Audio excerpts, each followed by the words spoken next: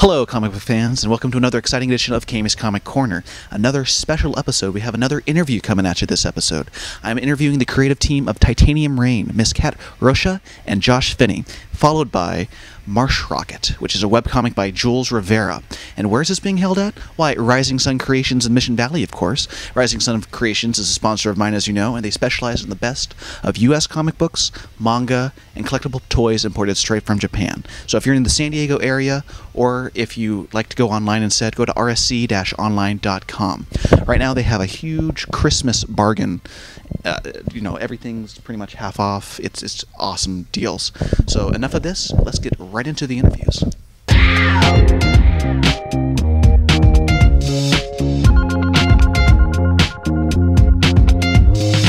I'm here live at Mission Valley at Rising Sun Creations with the creative team of Titanium Rain, Miss Kat Rocha and Josh Finney. Now, you guys, this has been a while for this comic book to come out.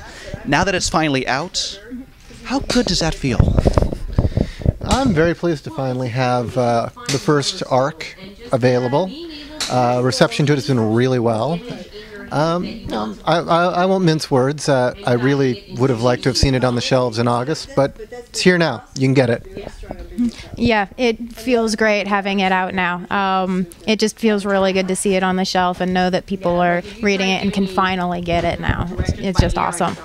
Now, it takes place, for those who don't know, in the future, and it's very high-paced action. It takes place, there's a dispute in China. Did you guys, what kind of research goes into a comic like this? Well, anything that I've written, the moment I decide that's going to be the topic, I just bury myself in the subject. With Utopia, it's, I had read a lot on police procedure. I had done a lot with, true crime. Even went on a ride-along with a police officer. For this book, buried myself in aviation and history, actually. A lot of the technology presented in the book is stuff that could be or is in development, but the situation, the story itself, is more based on history than anything. There's a lot taken from the Boxer Rebellion. There's a lot taken from just the cyclical nature of the Chinese Empire as it is anyway. But at its heart, the story is about this group of pilots. There's a civil war in China. The world gets involved, and the United States is horribly outnumbered, does not have enough pilots, and turns to biotech and cybernetics to get people in the cockpit.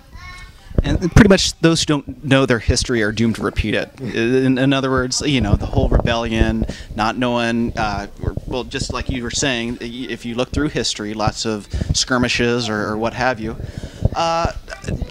You both do the art on this title. Who decides who does what? Do you guys have to call dibs, or how's that go?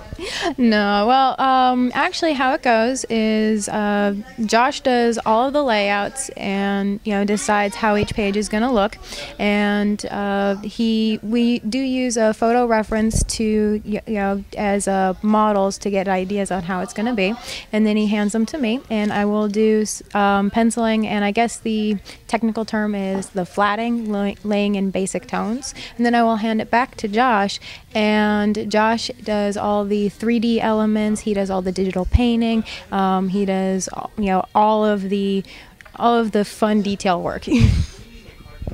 So. Oh, I do the fun part. Is that what you're telling me? No, it's all fun. Now, looking at the art, it kind of looks like it has kind of a feel of like 80 Granov. Who are your guys' influences? Like whether doing this title or just on in general? Well, my personal influences are Tim Bradstreet. It's his artwork that got me into wanting to be an artist. As well, I grew up looking through my mom's Dungeons and Dragons books, and all the artwork that was in there, especially some of the full-page pictures in front of each chapter. All of that is that's where that's what influences me and what inspires me. Those Punisher covers that he does, gorgeous. What about you? For my influences, for this book specifically, because each book we've tried to kind of have a slightly different style, the style being a way to tell a story. For this one, I was deeply influenced by Christian Gossett and Snakebite on Team Red Star. You familiar with the book The Red Star? I know friends who read it. Yeah. I personally have. When that came out, nothing else on the shelf looked even remotely like it. It was one of the first books to successfully take traditional art techniques and merge it with Photoshop and 3D. And you know, really, I don't know if this would have even been possible without kind of their trailblazing. There are other things that have been a huge influence, kind of the look and feel of the Ghost in the Shell series, stuff like that. But really, for the way this comic book looks, owes a lot to Red Star. And how did you... Actually, a little side note, the graphic novel, in fact, is going to have some of the people involved with Red Star contributing. Like maybe forwards and afterwards, or... Back content. Stuff in the back of the book, extra material. Very cool. Now, it's been a long road to get to where you are. Where's the beginning for you two? Like, how did this come about? How did your love of comics flourish? My love of comics? Well, that started when I was a kid, when a friend of mine introduced me to X-Men. Fell out of it, got back into it in high school, especially when I met Josh and he introduced me to books like Grendel and Kingdom Come and Zero Girl. So. Josh. How did I get into comics? You know, I had been reading comics ever since I was a kid. Followed a lot of different paths in life. Spent time as a graphic artist. Spent a lot of time as a journalist doing music journalism. Worked for record labels. Did a lot of different things.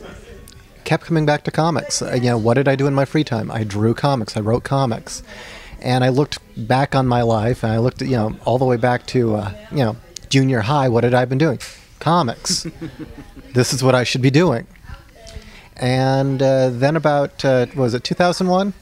Was it 2001, Kat? Yeah, it was 2001. I came to Kat and I said, I'm going to write comics. I'm going to draw comics. I'm going to get them published, and I want you to go with me. And that was it. And I had plans to go to art school, but didn't know what I wanted to do with it. I just knew I wanted to be an artist. So I said, hell yeah, because I loved them. It hadn't occurred to me, wow, that's a career. I can do something I love. Make a living off of it. Wow. And a little side note to all the geeks out there watching. All this, what, a girl in a comic book store, stop that.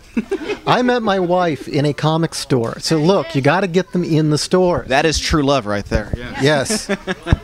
All right, well, now that Titanium Rain's finally out, what is in the future for you two? What upcoming projects that you're allowed to talk about do you have down the pipeline?